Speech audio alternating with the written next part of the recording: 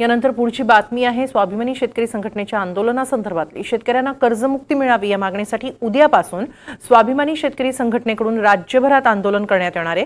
सरकारने बाजारपेठेत हस्तक्षेप केल्याने शेतकरी कर्जबाजारी झाला अशी टीका राजू शेट्टीने केली आहे।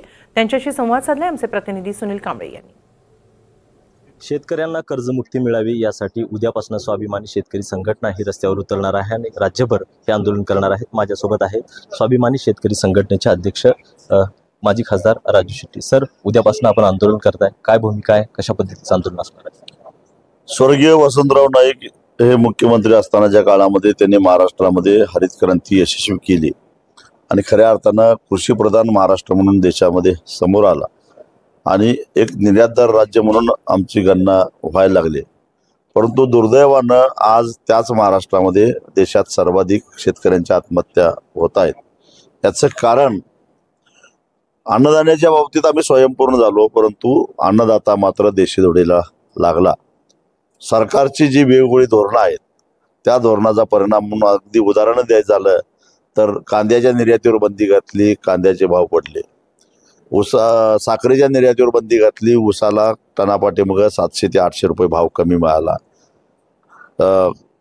पामतेल आणि सोयाबीन पेंड आयात केली, सोयाबीनचे भाव निम्म्यानं खाली आले। कापूस आयात केला, कापसाचे भाव निम्म्यानं खाली आले।